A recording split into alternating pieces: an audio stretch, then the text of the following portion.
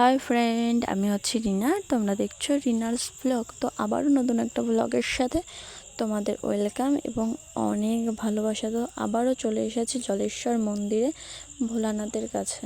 ভোলানাথ বারে বারে আমাকে ডাকে আর আমিও ছুটে ছুটে চলে যাই। এই যে মন্দিরের সামনে এসেই দেখতে পাচ্ছি প্রচণ্ড ভিড় জমেছে, বুঝতে পারছিলাম না কী হচ্ছিল। তো কাছে গিয়ে দেখতে পারলাম এখানে হচ্ছে বিয়ে।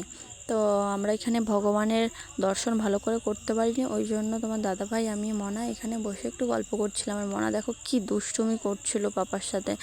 আর এখানে এসে বলছে হাই, দেখো কেমন হাত নাড়িয়ে বলছে হাই বন্ধুরা, মানে এত দুষ্টুমি করে।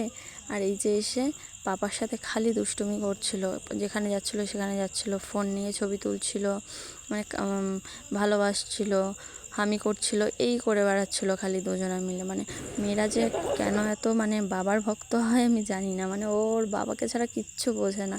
এই দেখো ওই যে বউয়ের বিয়েও হয়ে গেছে আর এসে এই যে দেখো কত ছবি তুলছে, কত গল্প করছে, হাসাহাসি করছে, কি মজাই না আজকে বিয়ে হয়েছে।